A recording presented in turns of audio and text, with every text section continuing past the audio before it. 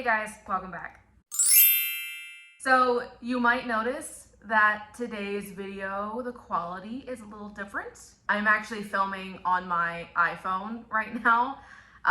Luckily, I feel like, iPhone quality nowadays for video is pretty good, but the camera that I was filming on for my previous videos sucks. I won't bore y'all with the details, but it's just not meant for video filming like this, and it was causing me so many issues that I didn't want to not film, so here we are. I'm hoping to get a new, nicer camera that's actually built for stuff like this, but that probably won't happen for a while, so until then, hopefully y'all can bear with me while I work with my phone for these videos. Today's video I'm so excited about. I've been looking forward to making this one for the last couple months, and I want to share with you my top 10 favorite fantasy books of all time. Now, if you did watch my all-time favorite books, like ever, that I posted a couple weeks ago, some of these will be repetitive. Some of them were in that video, of course. Fantasy is my favorite genre of all of them. It's the one that I read the most of. It's the one that I have the most fun reading. If you yourself are a big fantasy reader, then probably most of these won't be a big shock. They're pretty popular, but they're popular for a reason. So yeah, let's just get right into it. So number 10 on my list is actually the only indie self-published book that I have in this list, and that is Songs of the Wicked by C.A. Farron. I picked this up and got it on a whim. I remember the first time I saw this book was on social media. I think it was on Instagram back in late 2021, I think. And the concept seemed interesting to me. The cover really drew me in. I mean, it's a beautiful design. And I went on her first name's Katie. I went on Katie's Instagram and I just loved her content and what she was posting and how she was marketing herself. And so I decided to purchase the book myself, and I even reached out to Katie, just telling her that I was excited to read her book. Two things happened at once. One, she and I became very good friends and are still friends to this day. And two, this became one of my favorite books that I read in 2022.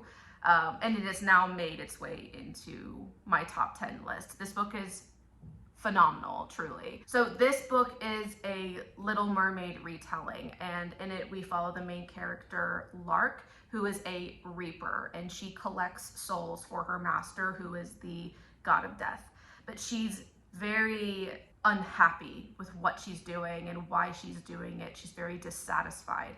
And she knows that she was human once, but it's been so many years since that part of her life that she doesn't really remember anything. But then she decides to, against the wishes of her master, the god of death, she decides to go to the Dark Witch and become human. She wants to know what it means to be human, what it's like to be human. And she does. And once she becomes human, she meets this other group of kind of misfits, I guess you could say, misfit humans, and she becomes very close with them and essentially becomes part of their group while they're traveling. They're basically nomads. And she also meets our main male character, Gabriel, and he is a very gruff, terrifying man. He's actually a hunter of sorts and hunts for people. Their relationship at first is extremely tumultuous. They don't like each other. It's definitely enemies to lovers, but eventually that does evolve. This whole book is just beautiful, beautifully told, beautifully written. I grew so attached to each of these characters, and Katie's writing, she's just very talented, and I felt gripped from page 1 all the way until the last page. And this is a meaty book. I love to support self-published and indie authors when I can. You never know what you're gonna get with self-published books, but so this was a pleasant surprise.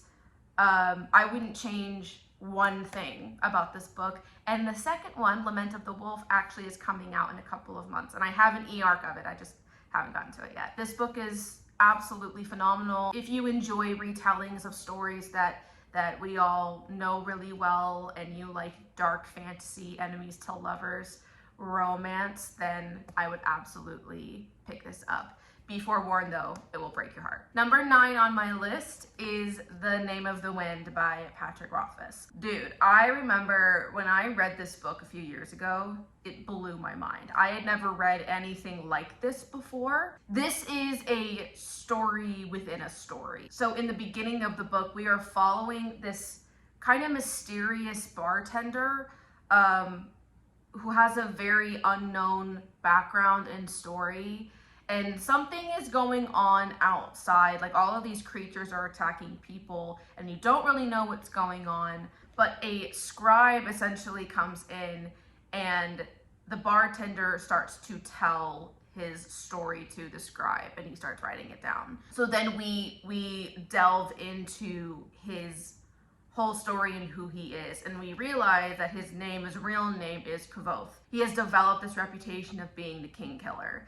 And so this story that starts to unravel is how he got that reputation and what happened in his life. And so we start very early in his life. He ends up going to an academy to learn how to wield magic, but life is very difficult for him there. And in my opinion, Patrick Rothfuss is one of the best storytellers I've ever had the privilege of reading. Now, these books are long. So this is the first book, and this is 700, almost 700 pages. The second one, Wise Man's Fear, is 1,000 pages, I think. So these books are long, but this particular one, in my opinion, I think it didn't feel long. And throughout the story, we continue to go back and forth between present time and back in the past when Kvothe is telling his story. The cast of characters in this is long and diverse. The story is just so intricate. I just had such a great time reading this book. The second book is out. If you are a fan of this series, though, you will know what I'm about to say, which is that we have been waiting for the third book for over 10 years, I think now. I think he's going to release it soon, but he's been saying that forever. So keep that in mind if you decide to go into this. But I definitely think it's worth the read, at least the first book. Number 8 on my list is The Bone Season by Samantha Shannon. You will soon realize I am a huge fan of literally anything Samantha Shannon does. I think that she's one of the smartest writers that I've ever read. And I feel like this particular book, I've seen a lot of different opinions online. I've seen people who really don't like it, but I fell in love with it immediately. So this is an urban fantasy novel where there are all of these different levels of clairvoyancy. However, being a clairvoyant is illegal in this world. And this takes place in London, and we are following our main character, Paige, who is a very powerful clairvoyant. She's considered to be one of the most powerful. There's a whole ranking system of clairvoyants and how powerful they are. They each have, she has like a whole list here, and each of them have like their own aura around them. And at the beginning of the book, Paige is a part of this underground operation, and these people that are a part of this are essentially secretly combating the government. But she ends up getting caught and captured, and by who she thinks is the Scion, which is the government. She and this whole group of other clairvoyants are actually brought to Oxford, which is now run by other clairvoyants, into what's called the Bone Season. Each of these clairvoyants are put through these different tests and are then chosen by these higher beings that essentially are using them as their wards. So they're not human. She ends up getting chosen kind of against his will. He didn't want to choose anybody, but she ends up getting chosen by one of the more powerful people within this group named Warden. Again, this was such a unique concept. The way that she separates and categorizes her all the clairvoyance in this world really reminded me of how Pierce Brown does it in his Red Rising series. I love any fantasy book that's set in a real place. So in this case, Oxford, which I have been to. And this is an ongoing series. She has 4 books out right now. I believe she's currently working on the 5th one, or the 5th one is wrapping up. Throughout the whole series, it's been really cool to be able to watch Paige grow within the ranks and break free from all these different groups that are trying to control her and her kind. And I just loved this book so much from page 1. And like I said, I know that I feel like this book, some people have talked about how they're not a huge fan, but I think you should give it a shot. All right, next book on my list is The Poppy War by R.F. Kuang. I feel like everybody and their mother has talked about the Poppy War, but for good reason. This series is phenomenal. This is a war story. This is an underdog story. In it, we're following Rin, who is living in the poorest of poor sections of this Asian-inspired country. She trains night after night in order to ace this test that will then allow her to join this academy to learn to be a warrior. Once she's accepted, she's immediately prejudiced against because of her darker skin and her background, but she is fierce and feisty and she does not let anything slide. And these characters are preparing for a war, and the war does come. We start to realize that Ren has these very unique and special powers that they now want to weaponize for the war. And this whole series will punch you in the gut. Rin is a really frustrating character sometimes, a frustrating main character. She's extremely unreliable. She makes a lot of decisions that just make you want to shake her. But I love, for the most part, I love when authors do that. It shows that she's not perfect. She's the hero that they have, not the one necessarily that they deserve. And I would actually argue she's an anti-hero rather than the typical hero protagonist. And watching her character evolve over the series and in some ways devolve is really heartbreaking. Besides Samantha Shannon, I would say R.F. Kuang is the other one of the most smartest authors I've ever read. Babel almost made its way on this list, which is her standalone kind of urban fantasy book. Another incredible read, also set in Oxford. But I decided to go with this one because this whole series just has stayed with me. Again, it's one of those things where I wouldn't change a single thing about it, even though it's heartbreaking. Okay, number 6 on my list is A Darker Shade of Magic by V.E. Schwab. This series is so good. This was one of the books that I would say really got me back into reading as an adult. I remember I was a senior in college when I picked this up, and this concept was so freaking cool. We are following the main character of Kel, who has a very magical coat, and with his coat and with his own abilities, he is one of the only people who's able to hop in between different realms. And there are 4 different realms of London, which is where he lives. There is Red London, which is where he's from originally. And Red London is essentially the London that we know, but it has magic. And it's very bright and it's colorful and fantastical. And like I said, magic is normal there and thriving. Then we have Grey London. Grey London is the London that we know today. It's regular London, the regular world, but there's just no magic in it. There is White London, and White London is very cold and sterile, and there is magic, but the people that run White London are essentially tyrants and dictators, and they're cruel. And then there's Black London, and Black London is essentially a complete wasteland. It was destroyed years before. And so we are following Kel, who is one of two people, as I mentioned, who can hop in between these, and he helps with tradership in between these realms. So only the top of government know about the different realms, but as I mentioned, they are not able to go back and forth, which is why they need Kel. But Kel is also a smuggler, and this ends up getting him into trouble, and he has to flee essentially from Red London into Grey London, where he meets Delilah. Delilah and him end up forming this bond where he ends up taking her with him to the other Londons, and this whole adventure unfolds.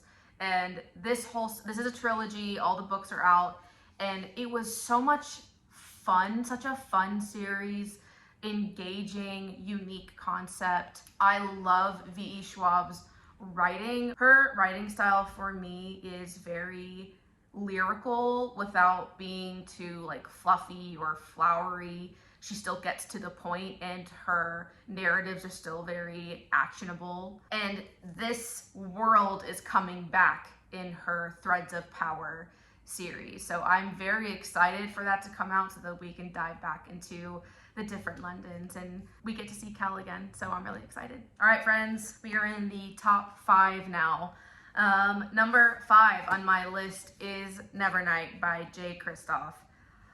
Man, this book grabbed me by the throat when I first read it. This was my introduction to dark fantasy. I don't know if you would technically categorize this as grimdark. Not sure. It's definitely dark though. We are following the main character of Mia Corvair, and she is on a set path for vengeance, which is my favorite.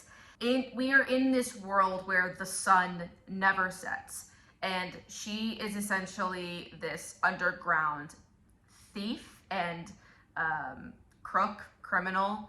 The reason why she has found herself in that life is because of the murder and assassination of her family, and her father, who was killed, was a part of the government, and he was wrongly accused, wrongly convicted, and wrongly executed for something he didn't do. And then her mother and brother were executed, but she was able to escape. So because of that, she is now, as I said, on a path for vengeance. She's very bloodthirsty. She ends up deciding that she wants to go to the Red Church to truly learn how to be an assassin. The Red Church is first and foremost an academy, and she learns all the different facets of being an assassin. So she learns combat, she learns poisons, she learns seduction, but it's also a methodology, and it's also a belief system, and they all worship and pray to the mother, essentially. This is a unique book. It's a weird one too. There are footnotes because this story is being told to us by somebody who is not Mia, but clearly knew her. Oh, I forgot to mention, most important part, she is also, what makes her unique in comparison to everybody else here, is that she is a shadow wielder. She's able to control shadows. And because of this, she has a companion in shadow form named Mr. Kindly, who is a black cat. It's a weird book, okay? It's weird, but it's bloody and it's violent, and I am in love with Mia Corvair. She's bitter and she's terrifying, but she's funny and witty, and she's fierce, unreliable at times. This showed me a side of fantasy that honestly I didn't really know existed, and it's very dark. And the whole series, I would say Nevernight, this particular book is my favorite of the 3 books, but if you're looking for a unique fantasy book that will keep you on your toes and that is a little bloody with very fierce and unforgiving characters, I definitely would give this a try. Jay Kristoff recently came out with a new series, Empire of the Vampire. I did read that one. The second book, Empire of the Damned, is coming out early next year. And I liked Empire of the Vampire a lot. I'm a huge fan of vampires, but this, for me, this is the one that really hooked me and I love. Next up, we actually have another Samantha Shannon book, and that's The Priory of the Orange Tree. I'm sure you guys have seen this everywhere, and she is thick. Also, this edition is weird. I think I got it. Sometimes Amazon will let you like purchase a paperback version of the book, even though it's not officially out yet. Like if you were to pick this up at a bookstore, the paperback version of this, it would be one of those huge, like super floppy books. But this, like, you see that?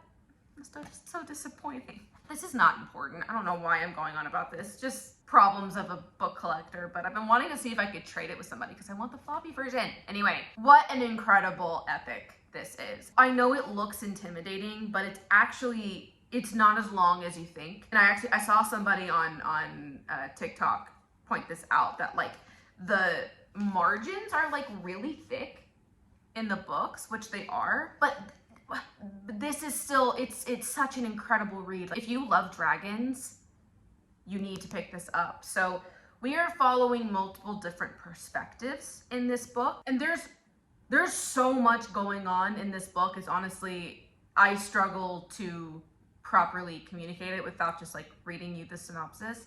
But like I said, we are following essentially three main different characters. We are in this realm that's always been ruled by a woman, and the current queen, Sabran, I believe that's how you pronounce it, she needs to produce a female heir in order to secure her place on the throne. And we are also at the same time following a woman who comes in and she has established the first lady in waiting for Sabran. And Eid, again, all these names are kind of hard to pronounce, but Eid, she is a part of a secret society of mages. So she is very powerful, and she is set to protect the queen. And then also we are following a third woman who is way out in a different part of the world, who is training to be a dragon rider. There is a lot of unrest between the East and the West. War is afoot. The dragons are coming back and they're not happy. The romance between Sabran and Eid continues to develop. Eid starts to realize the corruption within her own society of mages. And it's just all of these things that slowly start to come together.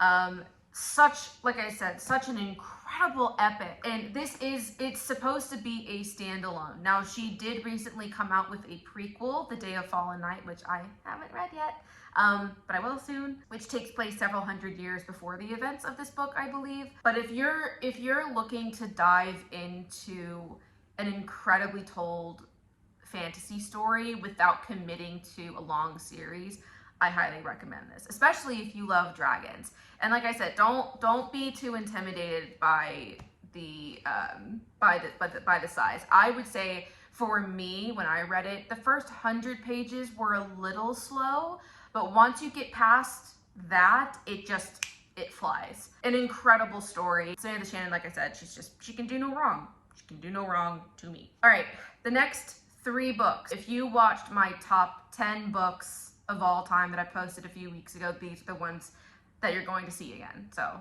sorry. So first, we've got The Final Empire by Brandon Sanderson, or AKA the Mistborn series. This particular book, The Final Empire, happens to be my favorite book in the Mistborn trilogy or series. It is a full series now. There's essentially the first trilogy, and then there's the second part of Mistborn, which takes place several hundred years later and kind of shows you how the world has changed based off of the events of what happened in this first trilogy. But I prefer the original trilogy, and this, like I said, this book is my favorite of the 3. This essentially is a take on what would happen if the villain won and is now ruling over a kingdom. The Lord Ruler of this world is a dictator, and he rules in fear, and he instills fear in his subjects. These group of citizens start to form an uprising, and the leader of that uprising is a man named Kelsier. Also in this world, I should mention, the magic system is a bit of a doozy. It's a lot to keep up with. I would say this was probably one of my first ventures into adult epic fantasy. It can be a lot and kind of overwhelming to keep up with at first. The way that the magic system works in this world is that there are different metals that different kinds of people can wield, and how they wield those metals will change what powers they have. That's the best way I can describe it. Kelsier is putting together this band of people to start an uprising. And one of those people is a young girl named Vin, who's only about 16, I think, when we start in the beginning of this book, 16 or 17.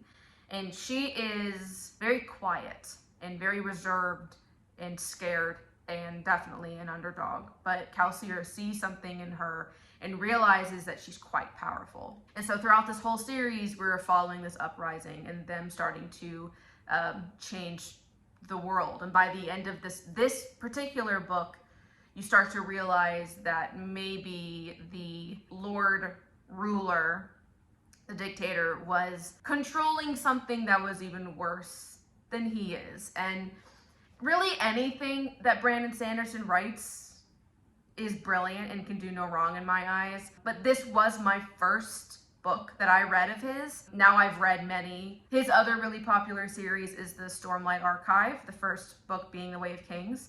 And I've read all the books in that series so far, and I love it. And it's a true epic and amazing, but Mistborn continues to be my personal favorite of his. I really loved Kelsier as a character.